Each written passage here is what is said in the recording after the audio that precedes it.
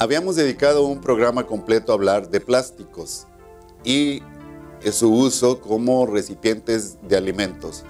Pero parece ser que este tema da para mucho y hemos decidido tener otro programa en donde nos seguirán hablando precisamente de estos materiales, su uso en el hogar para contener alimentos y también en el uso en medicamentos.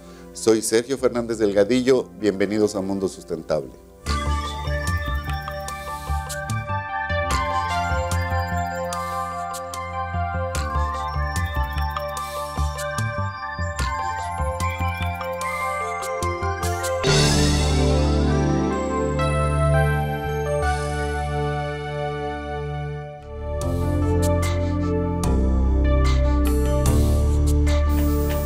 Estamos con usted en Mundo Sustentable hablando de los plásticos, empaques peligrosos, y quiero retomar aquí la conversación respecto a la composición de los recipientes plásticos y dedicar un segmento estrictamente a los bebés. Y no solo en los recipientes, sino también en los juguetes que los bebés de repente pueden disponer por ahí para jugar. Se habla mucho de que el biberón debería ser de vidrio. Tradicionalmente se usaba que fuera así porque aquello de que los hierven las mamás y todo el cuento. Pero hoy en día como quiera son de plástico. ¿Qué me pueden platicar al respecto? Cualquiera de las dos. Sí, pues ahorita están elaborados, la mayoría que encontramos en el mercado están elaborados con materiales plásticos. Hay un material, el del numerito 7, que son mezclas y algunos otros utilizados como los policarbonatos. Esos policarbonatos les da ciertas características de resistencia y son inastillables, por eso se utilizan mucho en los biberones para beber. El problema ahí es que se han encontrado en últimos tiempos algunas investigaciones en donde afirman que uno de los componentes de esos materiales es el bisfenol A y que se han encontrado inclusive en orina de adultos, de niños, inclusive que puede pasar placenta y puede llegar hasta la leche materna, ¿no? Entonces hay investigadores que pues han parado antenitas para decir y prohibir ese tipo de aditivo en los materiales plásticos. En Japón algunas empresas voluntariamente han eliminado el bisfenol A, que es el nombre de la sustancia que se utiliza, de sus formulaciones, y de hecho etiquetan sus recipientes, sus biberones y demás como libres de BPA, por las siglas en inglés del compuesto.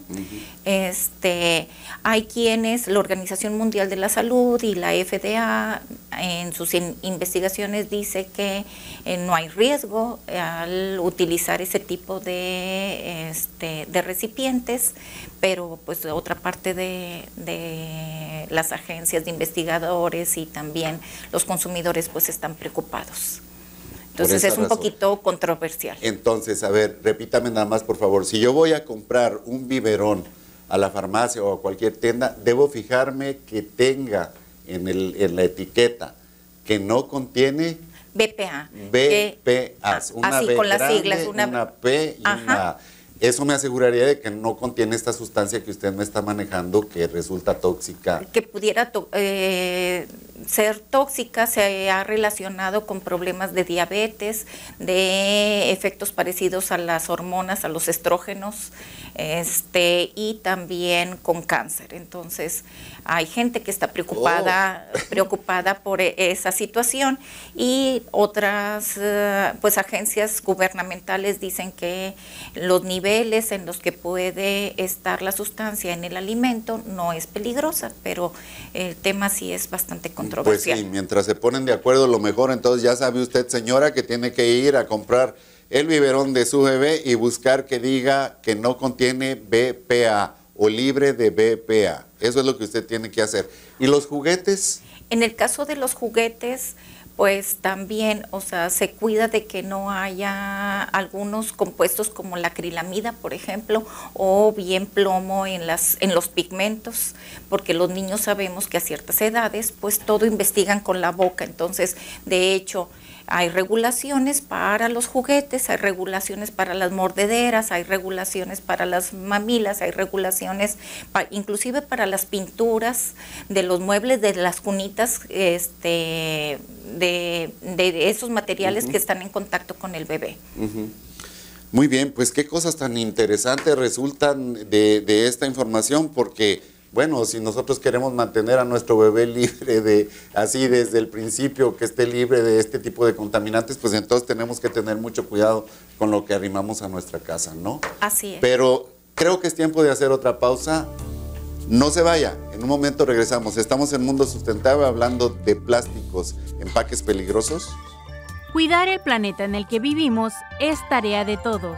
Entérate cómo puedes ser parte del cambio en Mundo Sustentable. Ya regresamos.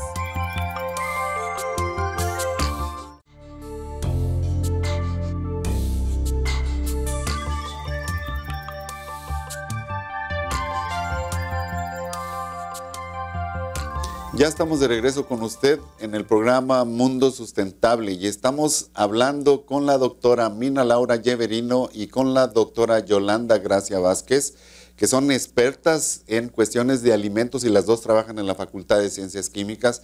Estamos hablando de los plásticos. ¿Son peligrosos o no son cuando los encuentra uno como parte de un empaque? Hablando de nuevo de la composición química de los empaques, habíamos platicado que son 7 diferentes tipos de materiales.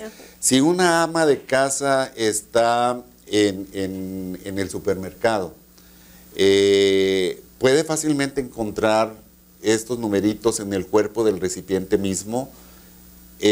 Ahora voy a ser un poco más enfático. ¿Lo encuentro en la tapa y lo encuentro en el cuerpo reservorio? ¿O cómo es que podemos ver esto y asegurar que realmente lo que estoy llevando a mi casa para usarlo todas las veces que yo quiera, lo lavo y lo vuelvo a usar y lo lavo y lo vuelvo a hacer? ¿Qué podemos hablar de esto en función de la composición del plástico mismo y lo que yo voy a hacer en mi casa? Ok, bien, la identificación de los tipos de materiales que mencionábamos hace un momento, inclusive puede venir solamente el número, sin que venga el símbolo del reciclaje, el triángulo con las flechas, por lo general viene indicado en la parte de abajo. Tenemos ahorita la desventaja que como no es obligatorio, pues no en todos los recipientes está declarado, algunos vienen sin ninguna indicación y entonces ahí es donde se pudiera correr el mayor riesgo a la hora de utilizar todos estos materiales. Como mencionábamos hace un momento, el que está clasificado como número 5, el polipropileno, que es un polímero que tiene un alto punto de fusión, pues ese sí sería cuestión de que si yo voy a utilizar el recipiente para calentar o para contener líquidos calientes, pues es recomendable que ese sea el que se va a utilizar, porque está preparado para eso.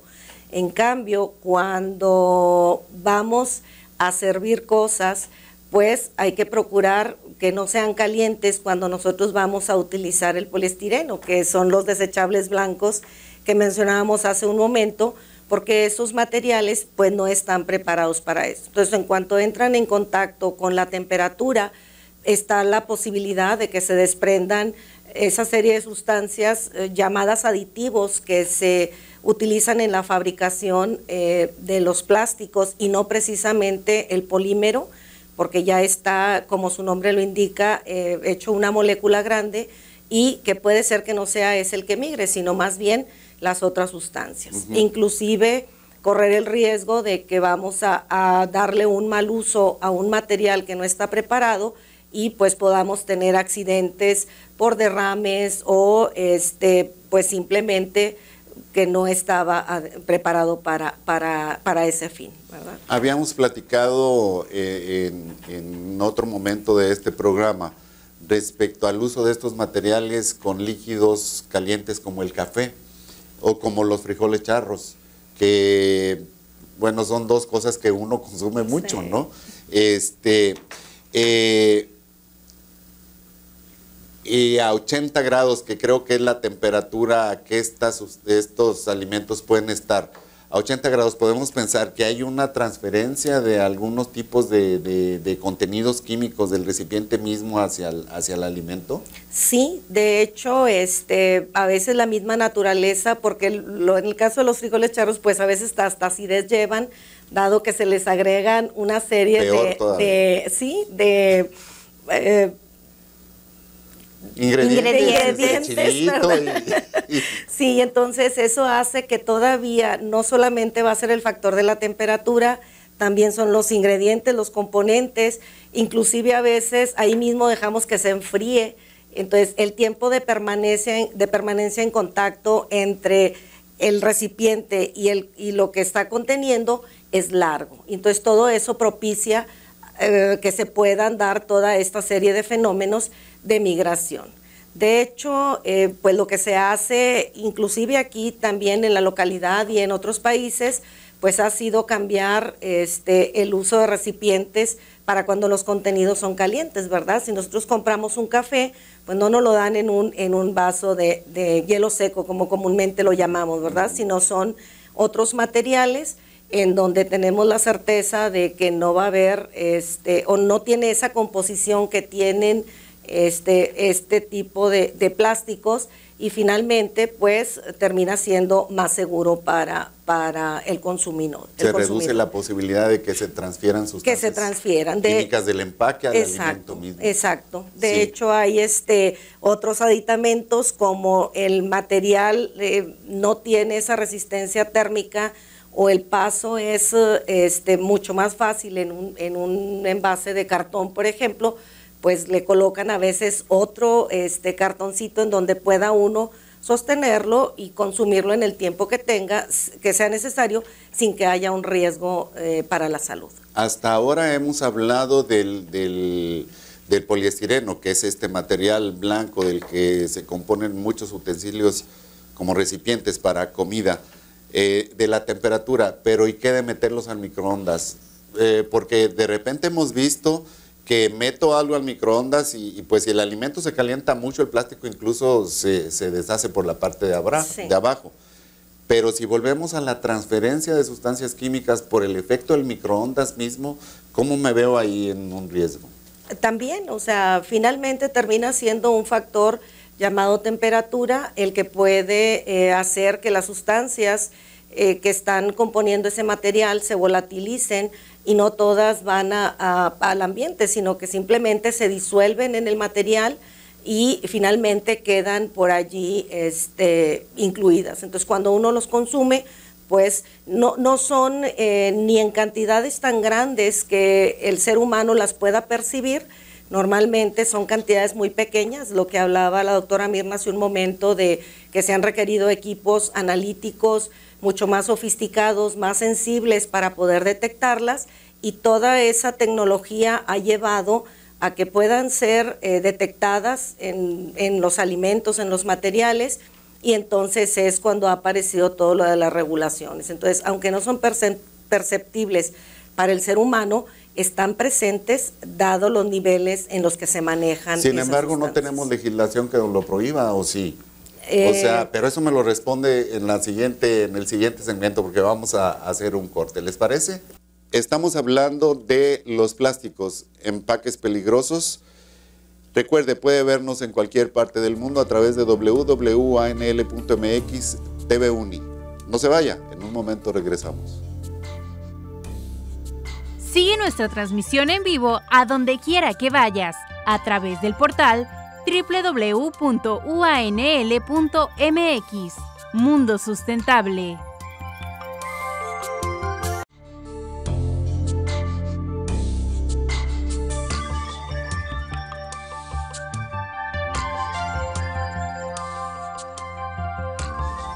Estamos de nuevo con usted en Mundo Sustentable y estamos hablando con la doctora Yolanda Gracia Vázquez y con la doctora Mirna Laura Yeverino Gutiérrez de los plásticos, empaques peligrosos.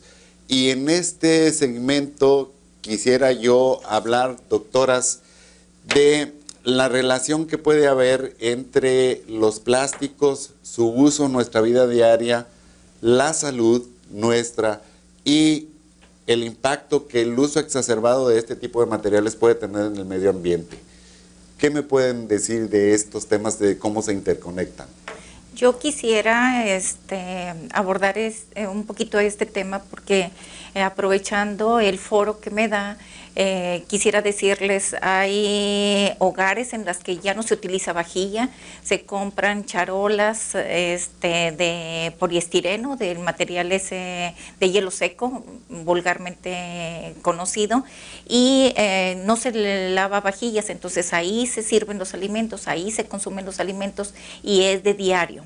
Entonces, el impacto no solamente a la salud humana por disolución de ciertas sustancias que están ahí en los recipientes, sino también al medio ambiente. Es un material que no fácilmente se recicla, que sirve como relleno sanitario, pero que no lo puedo quemar porque la quema de ese material se ha investigado ya mucho, produce dioxinas, son unos compuestos químicos que producen cáncer. Entonces, están en el ambiente, después nos llegan otra vez como en la forma de alimentos y pues son cancerígenos. Aquí en México no hay legislaciones, está muy verde todavía la legislación para las dioxinas en alimentos, pero en Europa y en Estados Unidos la investigación está muy fuerte en ese aspecto, entonces sí deberíamos de cuidar más el uso, que sea más restringido el uso de esos materiales. Aunque fíjese, así como usted me lo plantea, no es tanto que los que producen alimentos lo estén empacando en ese tipo de material.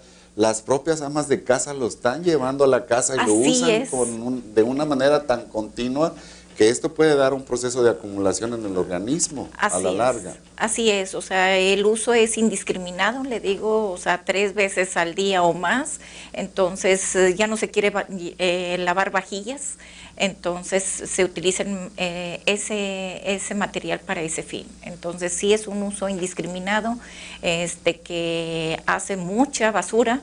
Esa basura no se puede quemar, como lo dije ahorita, entonces sí es un impacto ambiental bastante fuerte.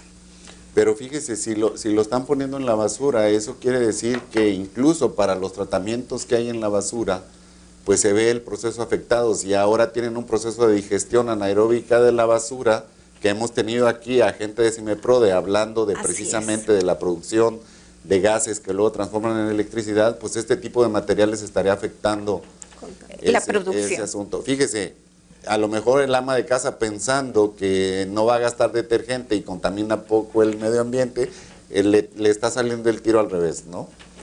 Sí. Eso es un verdadero problema, porque fíjese que yo he leído que usted hablaba precisamente de cómo puede tener impacto sobre las hormonas, y hay reportes en la literatura que hablan de efectos sobre los bebés bastante graves.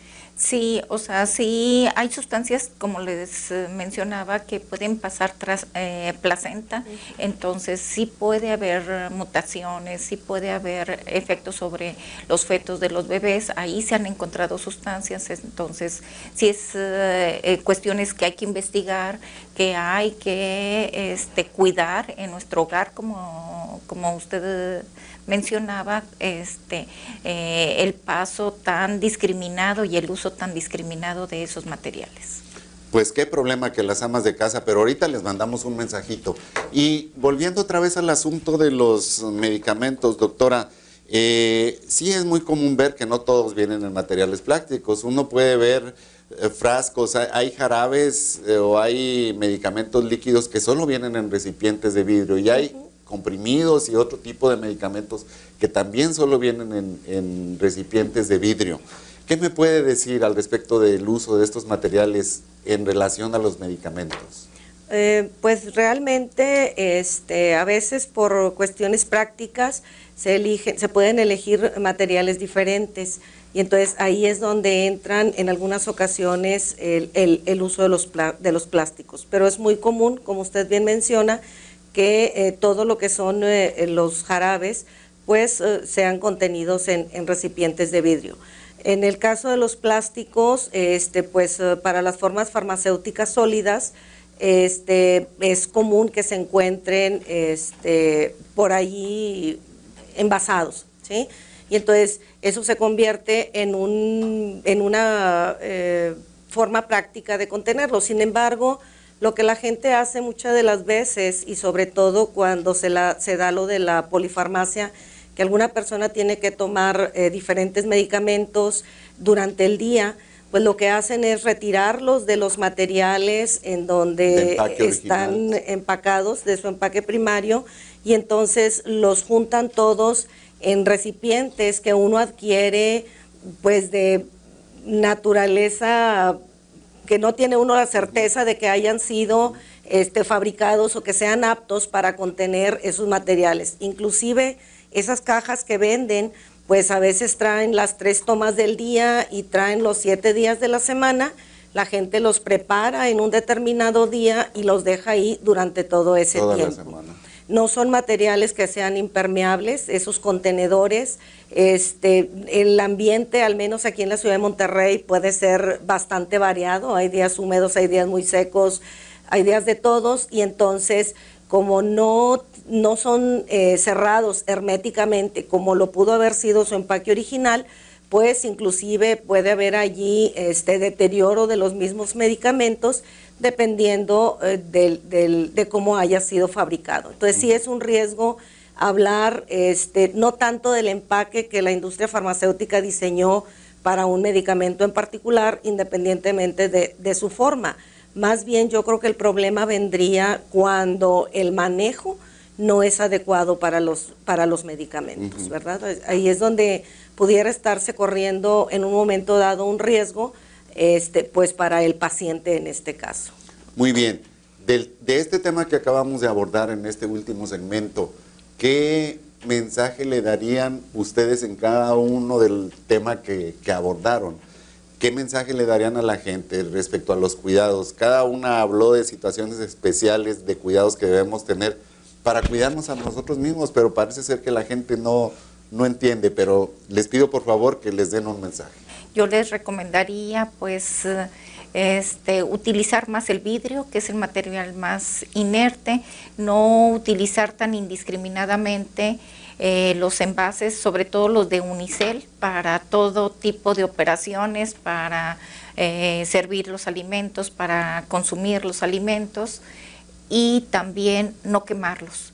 O sea, la quema de estos compuestos traen muchos efectos nocivos al medio ambiente, que son las dioxinas, que esas son cancerígenas. Entonces, no debo de inhalar esas sustancias porque eso sería perjudicial a la salud. Muy bien.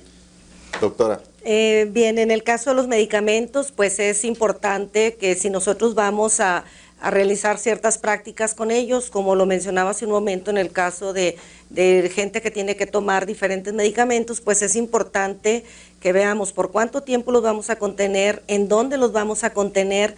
No perdamos de vista que un producto que llevó muchos años y un costo muy elevado para que se pudiera fabricar de forma segura, pues terminemos nosotros colocándolos todos juntos sin tener la certeza de que los recipientes cumplen con ciertas características y que al final de cuentas el medicamento pueda cumplir su función.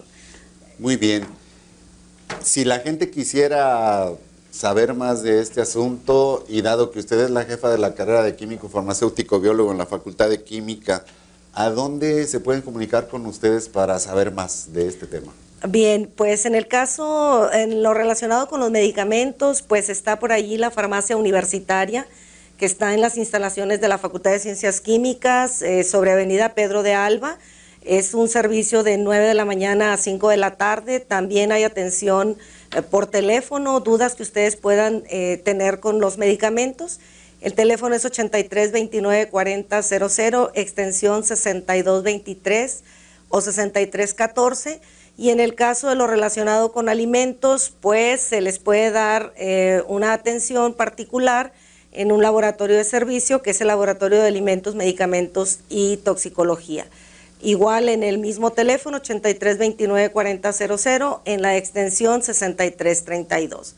Ahí personal profesional les va a poder atender, y si ya requieren de algo más, contacto con algún experto en alguna otra área relacionada, pues buscaríamos la manera de poder apoyarles y brindarles un servicio que finalmente es nuestro compromiso. Muy bien, les agradecemos mucho por estar de nuevo con nosotros. Usted es parte importante de este cambio. Gracias por acompañarnos.